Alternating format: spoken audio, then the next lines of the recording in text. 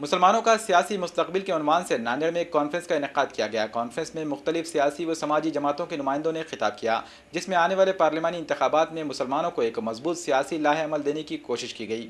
مسلمانوں کا سیاسی مستقبل، اسی عنوان پر یہ کانفرنس رکھی گئی ہے۔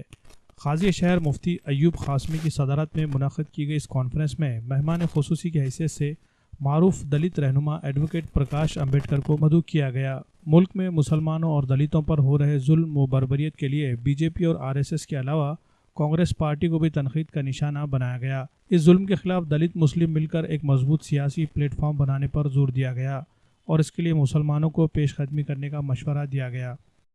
لیکن یہی اگر مسلم سماج اور مسلم سنگھن جو ہے کہ جو ہر ضلع میں، ہر تحصیل میں، ہر شہروں میں دکھائی دیتا ہے، وہی اگر آگے آتا ہے، سیکولرزم کی بات کرتا ہے، بھائی چارے کی بات کرتا ہے، برابری کے حصے کی اگر بات کرتا ہے، تو میں سمجھتا ہوں کہ یہ لوگ بھی آپ کے ساتھ جڑنے کے لیے تیار ہو جائیں گے۔ صرف کنڈیشن نمبر 1 ہے کہ مسلمانوں نے آگے آنا چاہیے اور اپنے من کا جو ڈر ہے وہ نکال دینا چاہیے۔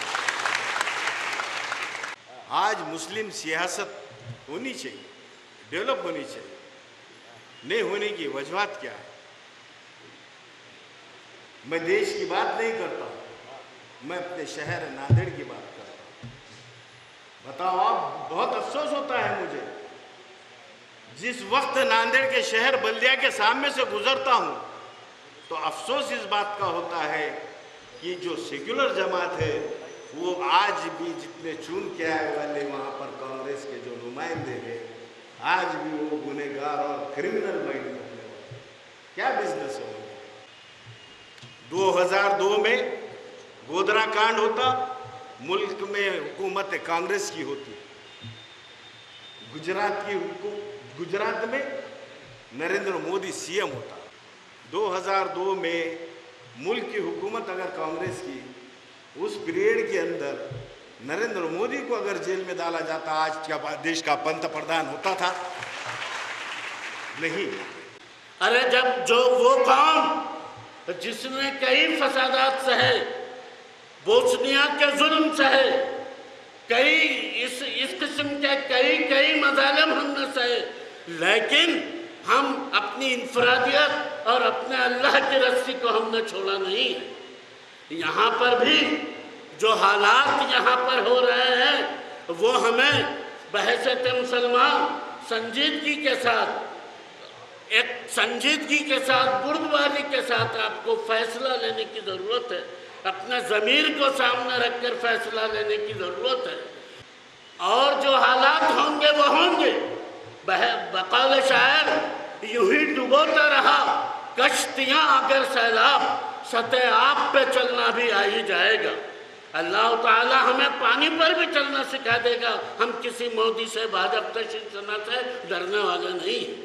تو مسئلہ یہ ہے کہ ہمارے جو نائگوں کے آمدار ہے، حدوں کے آمدار ہے، جہاں کے بھی جو نئے بہت ہوگا 10 سال سے 15 سال سے آئے اور ان کو ڈائریکٹ ٹکٹ ملا، چن کے آئے، اور مسلم سماج کے جو پڑھے لکھے ہیں، جو 30 سال 40 سال سے، جیسے کہ مقبول صاحب ہے، شفیع صاحب ہے، ایک دم MA انگلش ہے، کوئی ہمارے BA ہے، انجینئر ہے، یہ لوگ کانگریس کے زمانے سے 30-35 سال سے ان کو دور رکھ رہے ہیں، اور جو ان پڑھ ظاہر ہے ان کو اپنا مہانگر پر سکریہ بول کے رکھتے ہیں، ان کو معلوم ہے، تو وہ ان کو معلوم ہے کہ انہوں گتے داری کرتے، اپنا دے دیے سبھاپتی، مہاپور، اپ مہاپور، چلو یہی خاموش رہتے، اور زیادہ سے زیادہ ان کی سوچ یہ رہتی کہ بھئی صاحب میں کوئی MLA دو، MLC دو، جو بھی ٹکٹ دو، اور ان کو بچے کو ان کے کاف ممبر میں دے دیے تو خوش، اٹھا کے 2-3 کروڑ کا گتے داری کا کام دے دیے خوش، مطلب سیب مانگتے اور انگور سے میں خوش ہو جاتے۔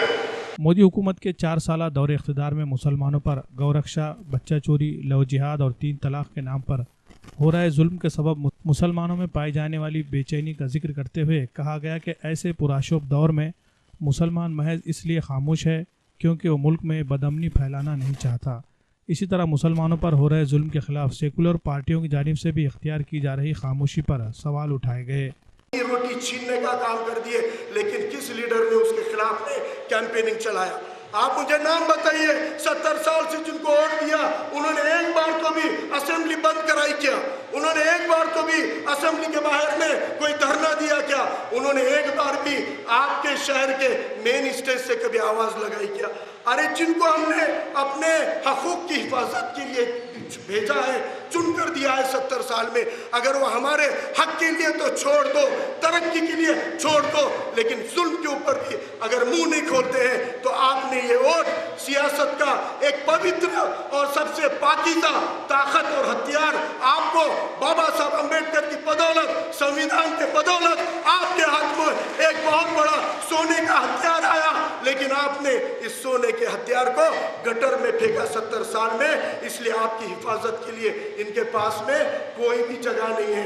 3 साल कबल मुस्लिम वोट मुल्क की सियासत में एक फैसला कौन रोल अदा किया करता था, लेकिन आज मुसलमानों को दीगर तबक़ात से अलग थलग कर दिया गया है, जिसकी वजह से मुसलमानों के वोट की कीमत कम होकर बेवजन हो गई है। ऐसे में मुसलमानों को दलितों और दीगर पसमानदा तबक़ात के साथ जोड़ने के लिए एडवोकेट प्रकाश अम्बेडकर की ये कोशिश आने वाले दिनों में कोई मुस्बित तब्दीली का सबब बन सकती है। Bureau report, MCN Urdu news.